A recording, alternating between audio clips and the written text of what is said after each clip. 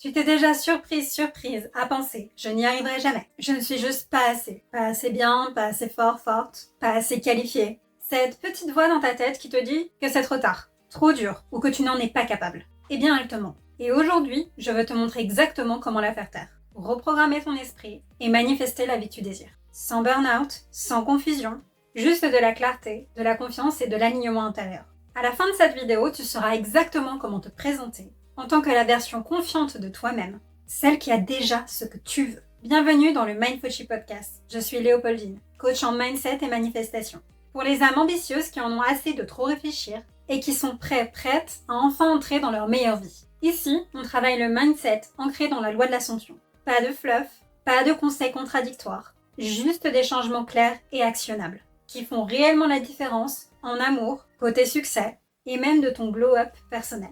Chaque semaine, je te guide à travers des changements puissants qui t'aident à réécrire ton histoire de l'intérieur pour que tu puisses te présenter avec confiance en tant que la version de toi qui ne se contente pas seulement de rêver, mais qui le réalise. Et si tu as besoin d'un soutien supplémentaire, d'outils ou de conseils pour accélérer le processus, mes ressources de coaching digital sont faites pour ça. Le lien est dans la description, mais pour le moment, plongeons dans l'épisode. Car ce dont on va parler aujourd'hui va changer ta façon de te percevoir pour de bon. Je me souviens m'être sentie coincée dans la vingtaine. Pas parce que ma vie était spécialement dramatique ou chaotique, mais parce que je n'avais aucune idée de ce que je voulais vraiment. Et je ressentais partout la pression de devoir trouver ma voie. J'ai essayé des choses, j'apprenais des choses aussi, mais rien ne semblait vraiment fonctionner. Et je n'arrêtais pas de me demander, est-ce que je suis en train de prendre du retard, de passer à côté de ma vie? Et un soir, je suis tombée sur le post de quelqu'un en ligne. Elle vivait exactement la vie dont je rêvais. Voyager, rayonner, pleinement confiante en elle-même. Et j'ai ressenti cette pointe de doute familière. Parce que j'ai pensé, ça, ce ne sera jamais moi.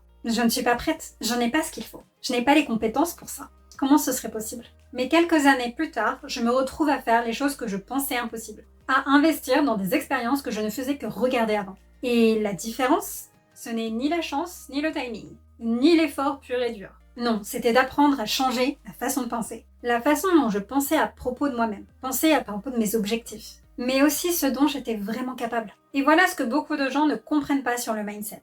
Ce n'est pas magique. Et majoritairement, encore une fois, un manque que t'en fasses une règle pour toi d'abord, ce n'est pas instantané. Ce n'est pas non plus juste penser positivement. D'ailleurs, tu n'as pas à formuler les choses positivement dans ta tête. Non, il s'agit de reprogrammer activement ton esprit pour refuser des croyances limitantes, dès que celles-ci apparaissent. Avant, je me laissais à penser et dire « je ne pourrai jamais faire ça, je n'y arriverai jamais, c'est impossible ». Mais aujourd'hui, je ne me parlerai jamais de cette façon, que ce soit par des mots envers les autres, en commentaire ou même en pensée. Parce que chaque mot que tu penses et prononces façonne ton subconscient. Et on le sait, ton subconscient, il gère tout le reste dans ta réalité. Il décide de comment tu te sens, de ce que tu attires mais aussi de ce que tu crées. Et donc finalement, des actions que tu poses et de ce que tu accomplis. Et tout se résume à un simple principe, que la majorité des gens ratent complètement. Je vais te donner un exemple très frais dans ma mémoire. J'ai décidé d'essayer le paddle pour la première fois. Et au début, j'étais terrifiée. Ou plutôt, j'avais des doutes et j'avais peur d'avoir honte ou d'être ridicule.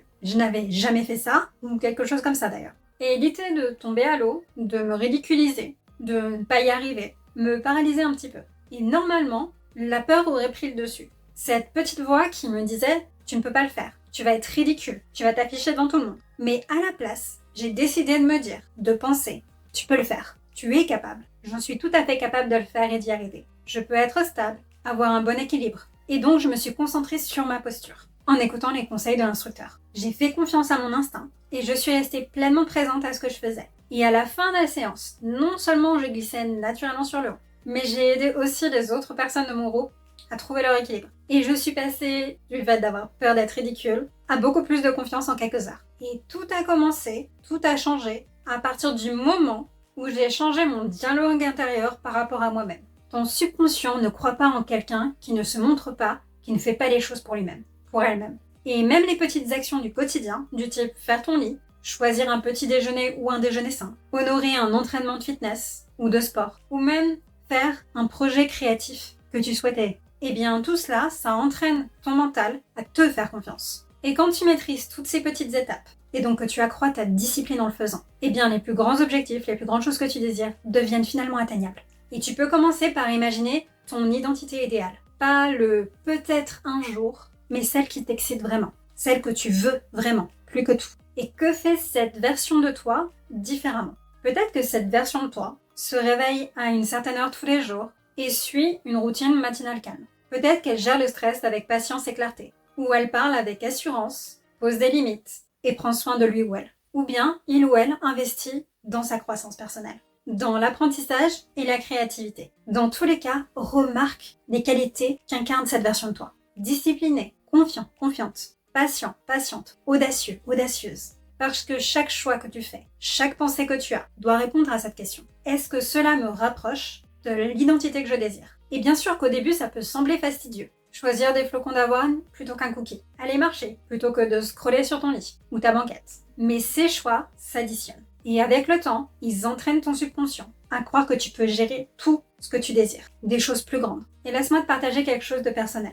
Quand j'ai commencé cette chaîne YouTube, je n'étais pas parfaite. Et je ne suis pas encore parfaite à l'heure actuelle. J'essaie toujours de m'améliorer petit à petit, de trouver un angle, de trouver quelque chose que je peux mieux faire. Mais certains jours, je dérapais. Mais quoi qu'il arrive, j'ai continué, peu importe ce que ma réalité me reflétait. Et ces petits choix, ces petites actions sont devenus naturels. Et aujourd'hui, je suis à un nouveau niveau que celui auquel j'ai commencé. Et je relève des objectifs plus grands, à des confiances, parce que j'ai entraîné mon subconscient à croire que j'en étais capable. Et voici un autre conseil qui a tout changé pour moi. Questionne tes pensées, remets-les en question. Parce que le simple fait qu'une idée, une pensée te traverse l'esprit, ne veut pas dire qu'elle est vraie. Tu te dis que tu ne peux pas faire quelque chose, ou que c'est impossible. Peut-être que tu as juste besoin d'une autre approche, ou bien d'un peu plus de pratique, et de passer à travers. Tu penses avoir faim, mais en réalité tu es juste stressé. Bois un verre d'eau, fais une pause, et observe avant de réagir automatiquement. Parce que la majorité du temps, on répond à nos émotions qui sont créées par nos pensées dominantes inconscientes. Mais on ne réagit pas forcément à notre réalité ou à ce qui est en train de se passer devant nos yeux,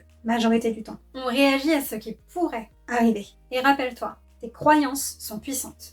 Et les personnes qui accomplissent des choses extraordinaires ne sont pas souvent les plus talentueuses. Ce sont celles qui croient vraiment qu'elles le peuvent. Elles n'attendent pas les conditions parfaites. Elles se présentent, elles le font, elles posent les actions nécessaires et elles persistent. En somme, elles se font confiance. Et tu sais quoi, tu as exactement le même pouvoir. Toi aussi, tu peux le faire. Alors si je pouvais crier une dernière chose du haut d'une montagne, définis ton identité idéale. Décompose sa version de toi en qualité. Et aligne tes actions, même les plus petites, et tes pensées surtout, avec cette version de toi. Et si tu dérapes, reprends la route, continue. Et tu répètes ça chaque jour, encore et encore et encore et encore. Et c'est ça le vrai raccourci pour atteindre tout ce que tu désires. La répétition et la consistance. Parce qu'une fois que ton subconscient te fait confiance, une fois que tu t'es prouvé que tu pouvais gérer les petites choses, les plus grandes cessent de paraître impossibles. Et la vie que tu imaginais, que tu désires, devient inévitable.